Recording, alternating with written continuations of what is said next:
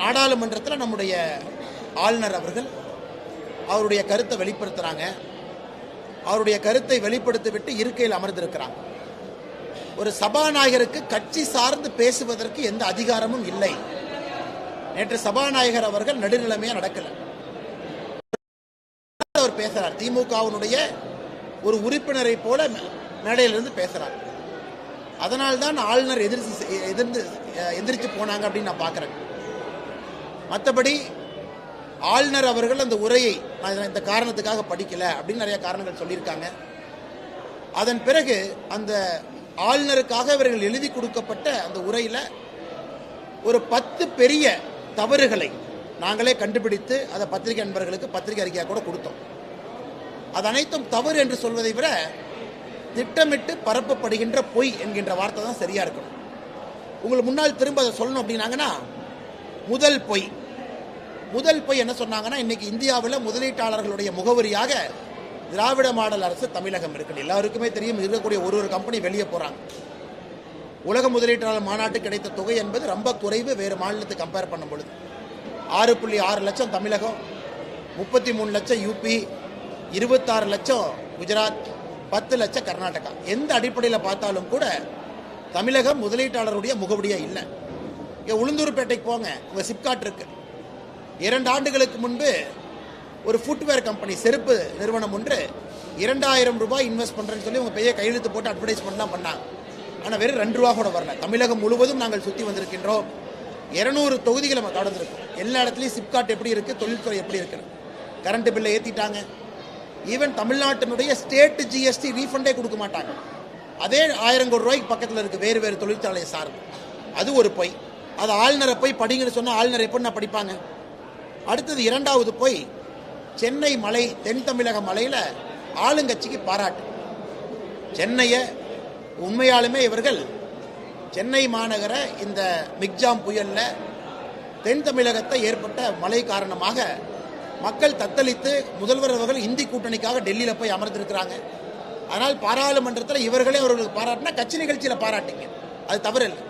ஆனால் ஒரு பொய்யை எழுதி அதை ஆளுநர் அவர்கள் முதலமைச்சரையும் இந்த அரசையும் பாராட்ட வேண்டும் என்று சொன்னால் எப்படி பண்ணிருக்காங்க? சென்னை வெள்ளத்தை இதற்கு முன்பு சரியா ஹேண்டில் பண்ணல, அதை பாராட்டுங்கன்னா எப்படி பாராட்டுவாங்க? அடுத்து 3வது பொய், அதாவது 20,000 கோடி சரக்கு மற்றும் சேவை வரி இது கொண்டு வந்தனால 20,000 கோடி தமிழகத்திற்கு கொடுங்க அப்படின்னு. 2017 ஜிஎஸ்டி வந்துச்சுன. ஜிஎஸ்டி வந்த பிறகு நம்முடைய மத்திய அரசு சொன்னாங்க, அடுத்த 5 ஆண்டுகள் 14% வளர்ச்சியை கணக்கு போட்டு நாங்க உங்களுக்கு காம்பன்சேஷன் கொடுக்கிறோம் அப்படின்னு. அதன்படி தமிழகத்திற்கு 2017-18 5 ஆண்டுகளுக்கு இழப்பீடு தொகையாக மத்திய அரசு 27,959 கோடி ரூபாய் கொடுத்தாங்க. அது இல்லாமங்கன்னா கொரோனா காலகட்டத்தில் நிதி பற்றாக்குறையை சமாளிக்க 14,336 கோடி ரூபாய் கொடுத்தாங்க. இன்னைக்கு தமிழக அரசு இழப்புனா எப்படி இழப்புன்னு சொல்லணும், சும்மா இழப்புன்னு எழுதக்கூடாது. எல்லாத்துக்குமே இன்னைக்கு பொருளாதாரம் தெரியும். இழப்புனா எப்படி?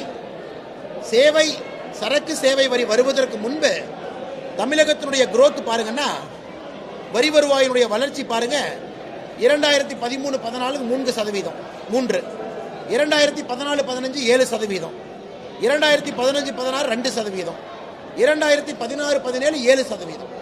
ஜிஎஸ்டி வந்ததுக்கு அப்புறம் தமிழ்நாடு வளர்ச்சியை பாருங்க, 18-19 14%, 19-20 10%, 20-21 கொரோனா காலகட்டம்னா 21-22 16%, 22-23 24%. நமக்கே தெளிவா தெரியுது, ஜிஎஸ்டி கொண்டு வரப்பட்ட பிறகுதான் தமிழகத்தினுடைய வரி வளர்ச்சி அதிகமாக இருக்கு.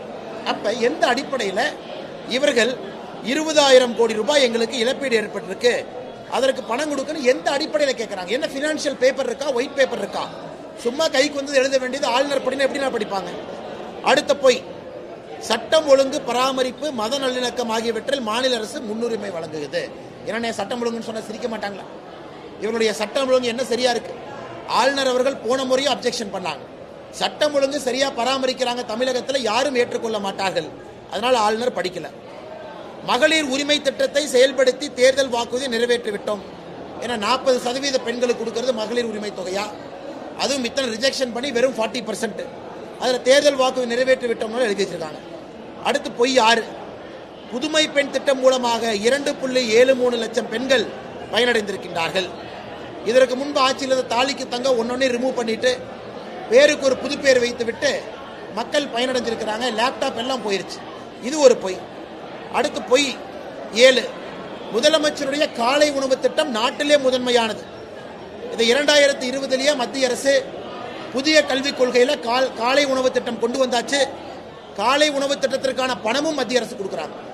காலை உணவு திட்டம், மத்திய உணவு திட்டத்திற்கான பணம் மத்திய அரசு வரும் பொழுது அதை திராவிட மாடல் அரசு தான் இந்தியாவிலேயே முதல்ல செஞ்சாங்கன்னு எப்படி நான் சொல்ல முடியும்? அதுவும் பொய். அடுத்து பொய் 8, ஆதி திராவிடர் மற்றும் பழங்குடியினருக்கான தமிழ்நாடு மேம்பாட்டு செயல் திட்டம் 2024. 2022 10,000 கோடி ரூபாய் திருப்பி அனுப்புறாங்க. SC ST fund, schedule cost special plan fund வேண்டான்னு இன்னைக்கு இவர்களை பற்றி பெருமையாளர் எப்படி படிப்பாங்க? அடுத்தது பொய் 9, சாதிவாரி மக்கள் கணக்கெடுப்பை நடத்துமாறு மத்திய அரசை வலியுறுத்துகிறோம். கரெக்ட். போன ஆட்சியில் அவர்கள் குலசேகரன் குழு கொண்டு வந்தாங்க, சாதிவாரி கணக்கெடுப்பு எடுக்கணும். அதை முதலமைச்சர் மு க ஸ்டாலின் அவர்கள் வந்த பிறகு அந்த குழுவுக்கு எக்ஸ்டென்ஷன் கொடுக்காம டெர்மினேட் பண்ணிட்டாங்க. தமிழகத்தில் ஏன் நீங்க சாதிவாரி கணக்கெடுப்பு குழு போடலாமல்ல? இதற்கு முன்பு குலசேகரன் குழு இதற்கு முன்பு இருந்த ஆட்சியில் அமைச்சாங்கல்ல, ஏன் அந்த குலசேகரன் குழுக்கு எக்ஸ்டென்ஷன் கொடுக்காம ஏன் கேன்சல் பண்ணீங்க? அதை பத்தி பேசுங்க. மத்திய அரசின் மீது குறை சொல்வதை விட. பொய் 10, தமிழக அரசு இன்னுயிர் காப்போம் திட்டம் நாட்டின் முன்னோடி திட்டம். இதுவும் பொய். மத்திய அரசு 2021 கொண்டு வந்துட்டாங்க. விபத்தில் யாராச்சும் மாட்டி இருந்தாங்கன்னா அவங்க எடுத்துட்டு போய் ஹாஸ்பிட்டல் அட்மிட் பண்ண 5,000 ரூபாய், நல்ல குடிமகன் என்று 5,000 ரூபாய் மத்திய அரசு கொடுப்பாங்க. அந்த திட்டம் மத்திய அரசு, அதுக்கு ஸ்டிக்கர் ஒட்டுறாங்க. சுருக்கமாக சொல்ல வேண்டும் என்றால், நேற்று ஆளுநர் உரைக்கு அவர்கள் எழுதி கொடுத்ததெல்லாம் முதலமைச்சர் அவர்களை சுய புராணம். அது ஆளுநர் அவர்கள் இத்தனை பொய் இருக்கு, இத்தனை டேட்டா தப்பு இருக்கு, நான் படிக்க மாட்டேன் அப்படின்ட்டாங்கண்ணா. ஆளுநர் படிக்க மாட்டேன்னு சொன்னது சரியா தப்பா, அது இன்னொரு டிபேட். ஆனா அதுல பொய் இருக்கு அப்படின்னு நான் சொல்றேன். இரண்டாவது, அப்பா அவர்கள் ஆளுநர் மேடையில் உட்கார வச்சு என்ன பேசுறாரு? நாதுராம் கோட்சே ஏதோ பேரெல்லாம் பேசுறாரு. மேபி நாதுராம் கோட்சேவுக்கும் அப்பாவுக்கும் சம்பந்தம் வந்திருக்கும் என்னமோ தெரியும், எனக்கு தெரியுமா? அவர்கிட்ட தான் நீங்க கேட்கணும். ஆனா நாதுராம் கோட்சேவுக்கும் கவர்னருக்கும் சம்பந்தம் இல்லை. ஸோ நாதுராம் கோட்சேவை ரொம்ப பிடிச்சிருக்கு, அப்பா வீட்டில் சிலை வச்சு கும்பிடுறாருன்னா அப்பாவை எடுத்து பேசுறாரு. பாரதிய ஜனதா கட்சிக்கும் யாருக்கும் நாதுராம் கோட்சேக்கு சம்பந்தம் இல்லை. கவர்னர் அவர்களுக்கும் நாதுராம் கோட்சேக்கு சம்பந்தம் இல்லை. அடுத்து PM கேர் நிதியிலிருந்து 50,000 வாங்கி கொடுங்க, இதை நான் ஆளுநர் பேசுறதா? நான் ஆளுநர்கிட்ட கேட்கிறேன், முதல் குடும்பம் கொள்ளையடிச்சதுலேருந்து 1 லட்சம் வாங்கி கொடுங்கன்னு கேட்கிறேன்.